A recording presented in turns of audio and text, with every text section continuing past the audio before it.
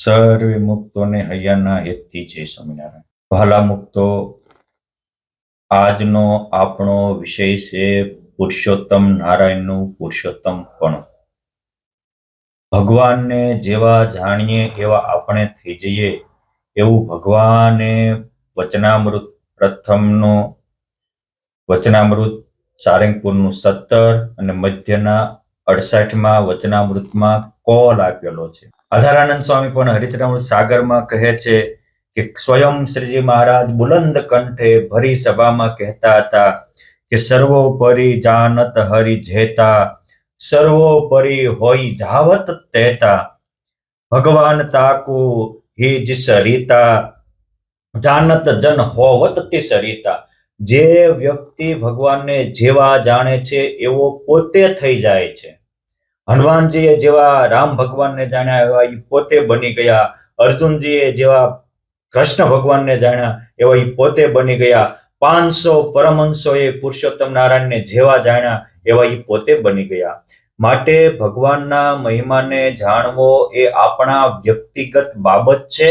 વ્યક્તિગત આનંદ ને સુખનો અને લાભનો માર્ગ છે. મહિમા જણાય કેમ? કોઈ પણનો મહિમા જાણવો હોય તો એની નજીક જવું પડે. આજના વૈજ્ઞાનિકના કથન મુજબ સૂર્ય આપણેથી 14 કરોડ કિલોમીટર દૂર છે અને પૃથ્વી કરતા 13 લાખ ગણો મોટો છે, પરંતુ આપણને અહીંથી થાળી જેવડો જ દેખાય છે. શા માટે? આપણે સૂર્યથી બહુ જ દૂર છીએ. આ જ વાત ભગવાન સ્વામિનારાયણ સારંગપુરના મુક્ત ભેદના વચનામૃતમાં સમજાવતા એ લીમડાની ડાળે હાથ રાખી અને ચંદ્રમાં સામે આંગળી સીધીને કહે છે કે અહીંથી તો આ ચાંદો થાળી જેવડો જ દેખાય છે, પણ ત્યાં જઈએ તો બીજી પૃથ્વી છે. એ રીતે આપણે જેટલા મગજથી મનથી ભગવાનની નજીક જતા જઈએ એટલા ભગવાન પર જણાતા જાય છે, અને જેટલા ભગવાન પર જણાતા જાય એટલા આપણા અંતરના અંતરાય તૂટતા જાય છે, અને પછી તો એકલા પુરુષોત્તમ નારાયણ જ રહે છે. આ ભગવાનને જેવા જાણે એવો પોતે થઈ જાય છે. ભગવાન સ્વામિનારાયણ અને નંદ સંતો એક સમજવા જેવું એક્ઝામ્પલ આપતા હતા કે એક ભરવાડ હતો. ભરવાડની ડોકે એને એક હીરો મળ્યો, એટલે એને બકરીની ડોકે એ હીરો બાંધ્યો. એક વેપારી ત્યાંથી નીકળ્યો અને બકરીની ડોકે હીરો જોઈને એ મૂલ્ય પારખી ગયો. ભરવાડને કહે છે કે આમાંથી એક બકરું લેવું હોય તો દેશો? તો કે હા, 100 રૂપિયા. તો કે 5 રૂપિયા. એટલે ઓલા વેપારીએ જે બકરાની ડોકે હીરો બાંધ્યો એ બકરું પકડ્યું. તો કે આ તો મારા જોકનું સારામાં સારું બકરું છે, એના તો 50 થાય. વેપારી કે લઈ લે આ 50 ને 51, પરંતુ આ બકરું મને આપ. ભરવાડને એમ થયું કે વાંધો નહીં, ભલે એ બકરું લઈ જતા. ઓલો જે વેપારી બકરું લઈને હાલતો થયો ત્યાં ભરવાડ હીરો ચોડવા માંડ્યો કે ના, હીરા સહિત બકરીનો સોદો થયો. સારું, લઈ જાઓ બાપુ, કે તમે લઈ જાઓ. કે તો હીરો લઈ જાઓ ને, મારે તો આ પથ્થરનો કટકો હતો બાંધ્યો હતો. કે હવે હીરો છે, વેપારીને ખબર છે, એટલે આગળ જઈ અને બકરીના ડોકેથી હીરો છોડી લીધો. એટલે બકરું પાછું ગયું. ભરવાડ તો બહુ રાજી થયો, એટલે આ રૂપિયા રહ્યા ને બકરું રહ્યું, પણ મલપાથી જવાનું ઉડી ગયું. એને ખબર નથી કેમ જે વસ્તુ હોવાથી એનો લાભ નથી મળતો, એનો મહિમા હોવાથી લાભ મળે છે. પછી તો આખી સિરીજ છે કે ભાઈ એ જે વેપારી સામાન્ય હતો એને મોટા વેપારીને 1000 માં વેચ્યો, 1000 વાળાએ એથી મોટા વેપારીને 10,000 માં વેચ્યો, 10,000 વાળા વેપારીએ એનાથી મોટા વેપારીને લાખમાં વેચ્યો, લાખ વાળાએ કરોડમાં વેચ્યો, કરોડ વાળાએ 10 કરોડમાં વેચ્યો. અને મુંબઈ જેવા મોટા શેઠિયા પાસે ગયા, એક શાહુકારની પેઢીએ હીરો ગયો ત્યારે એને તો એવું કીધું કે આજ હું મારા ખજાનાના દરવાજા ખોલી દઉં છું. સવારથી સાંજ સુધી 100 માણસ મારા ખજાનામાંથી જેટલું લેવાય એટલું ધન માલ મિલકત લઈ જાઓ, આ એક હીરો આપો. આ રીતે એક શાહુકારના દીકરાએ હીરો ખરીદ્યો ત્યારે આખા નગરમાં હાહાકાર થઈ ગયો કે શેઠ બહાર ગયા હતા અને છોકરાએ ખજાનો લૂંટાવી દીધો. શેઠ પાછા આવતા લોકો કહેવા માંડ્યા તમારા છોકરાને કંઈક ખસી ગયું છે, આખો ખજાનો લૂંટાવી દીધો. શેઠ તો મરક હસતા હતા. શું કામ? એને ખબર હતી કે આ તો મારો દીકરો છે, એમ છેતરાય નહીં, અમે સાહુકારના સંતાન છીએ. ઘરે આવીને ઠંડે કોઠે પૂછ્યું કે બેટા આજે કઈ ખરીદ્યું હતું? તો કે હા. શું શું જણસ લીધી? આ હીરો બતાવ્યો. હીરો જોઈ અને એ શેઠે એના દીકરાને એક ધોલ મારીને કીધું કે આપણે ખાનદાનની હાથ પેઢીની પેઢી છે, હજી કોઈ દી કોઈને છેતરો નથી અને તે હાવ મફતમાં પડાવી લીધો. હવે તમે વિચાર તો કરો, આખો ખજાનો લૂંટાવી દીધો તોય શેઠ એમ કે છે કે તે મફતમાં પડાવી લીધો. શું કામ? તો કે શેઠ એનું મૂલ્ય જાણતા હતા. એ કે છે કે આ તો ચિંતામણી નહીં, આ તો ચંદ્રકાંત મણી છે, અને ચંદ્રકાંત મણી હશે અને પૂનમના દિવસે અગાશીમાં આપણે દૂધમાં આને મૂકશું અને ચંદ્રના કિરણ અને આ મણીના કિરણ એક થશે ત્યારે આખી અગાશી હીરા મોતીથી ને સોના ચાંદીથી ભરાઈ જશે. એક દિવસમાં આપણો ખજાનો ભરાઈ જશે. આ તો કાયમ માટે લીધો. વસ્તુ તો એક જ હતી, પરંતુ જેને જેટલો મહિમા હતો એટલું એને મૂલ્ય આપ્યું, અને જેટલું એ મૂલ્ય અધિક આપતા ગયા એને મગજમાં એનાથી અનંત ગણું અધિક એના મગજમાં હતું. આ એક્ઝામ્પલ આપીને ભગવાન સ્વામિનારાયણ પરમહંસોને સમજાવતા કે એ અણમોલ હીરો એ પરમાત્મા છે, જેના પાંખમાં જેટલું જોર એટલું એ આકાશનું માપ માપી શકે પંખીડાઓ.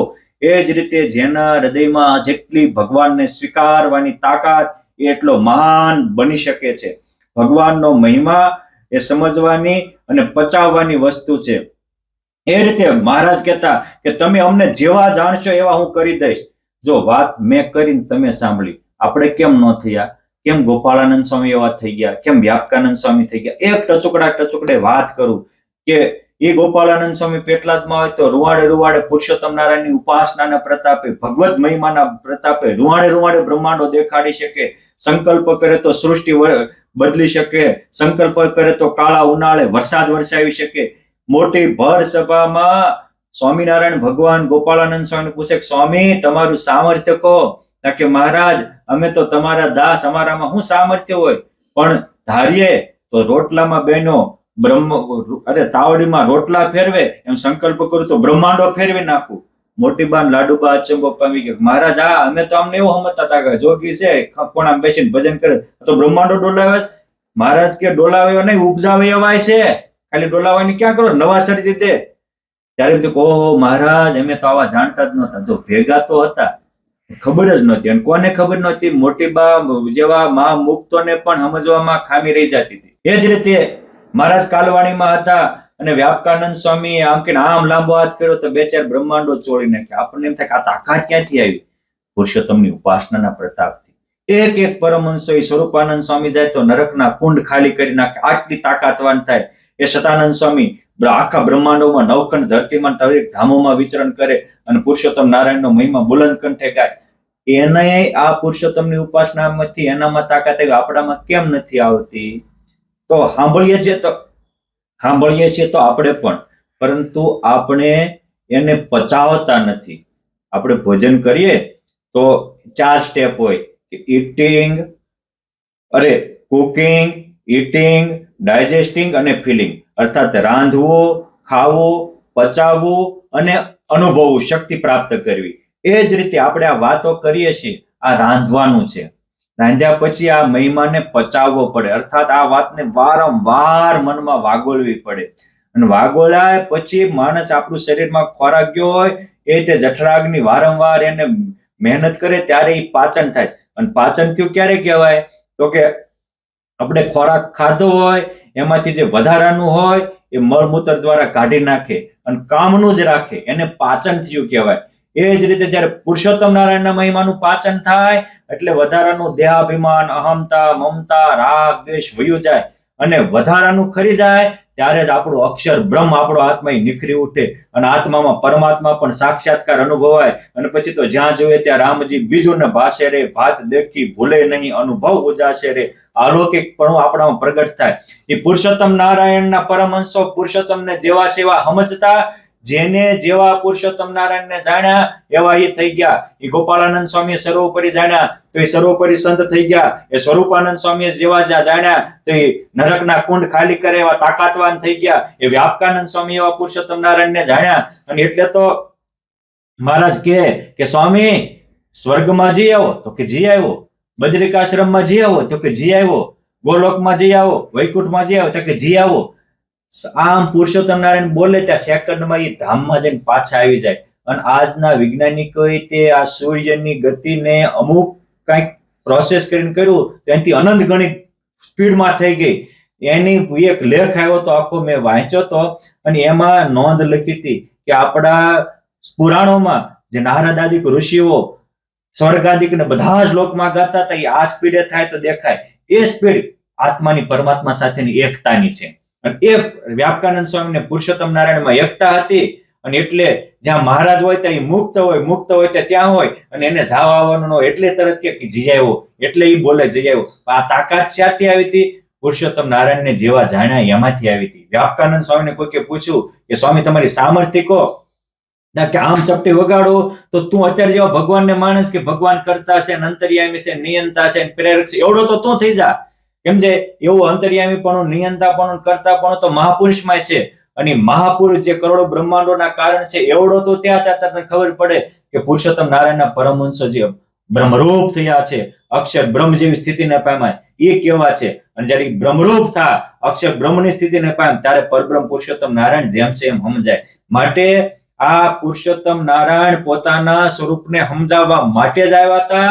અને એટલે પરમહંસોએ ગામડે ગામડે ફરીને સ્વામિનારાયણ ભગવાનનું સ્વરૂપ સમજાવ્યું હતું. અને થોડુંક પણ ભગવાન સ્વામિનારાયણનું સ્વરૂપ સમજાય, એનો પળમાં બેડો પાર થઈ જાય. માટે આપણે પણ આ વાત ઉપરથી થોડુંક તર્ક વિતર્કને એક બાજુ મૂકી અને પુરુષોત્તમ નારાયણનો મહિમા જેને પચાવ્યો છે, અને પચાવવાથી જેને સ્થિતિ અલૌકિક થઈ હતી, અને એ પચાવ્યો હતો એટલે જ પરત બાપા સંકલ્પ કરે ત્યાં 24 અવતારો હાજર થતા હતા. એટલે તો એ પરત બાપા સંકલ્પ કરે તો માનસીમાં સાક્ષાત ભગવાનને જે ધરાવ્યો એ હાજર થતું હતું. આવી અલૌકિક સ્થિતિ પામી હોય તો વકીલાતોને મૂકી અને વાલમને શબ્દોને વાગોળતા શીખો, અને પુરુષોત્તમ નારાયણને પચાવતા શીખો.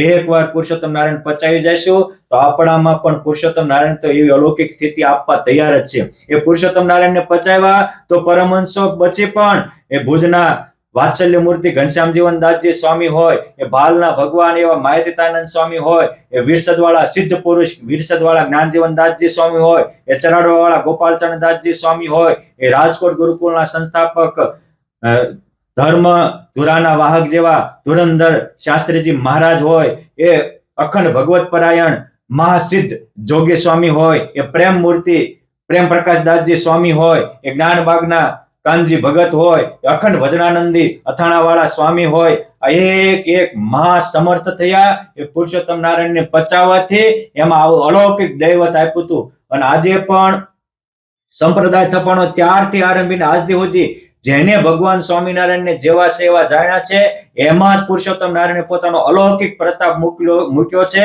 અલૌકિક દૈવત મૂક્યું છે. અને એના દ્વારા જ લાખો લોકોના હૈયા ઠર્યા છે, લાખો લોકોના કામ થયા છે, દિન દુખિયાના દુઃખ દૂર થયા છે. માત્ર વકીલાતની જેમ શબ્દ વાગોળનારા તો ક્યાંક ઉડી ગયા. માટે આપણે કેવા આ સમજી અને પુરુષોત્તમ નારાયણના પુરુષોત્તમપણાને સમજાવે, આપણા કલ્યાણ માટે સ્વીકારીએ, અને જેવા સેવા મહારાજને જાણી અને આપણે પણ મહા આનંદમાં મોજો માણતા બનીએ. જય સ્વામી.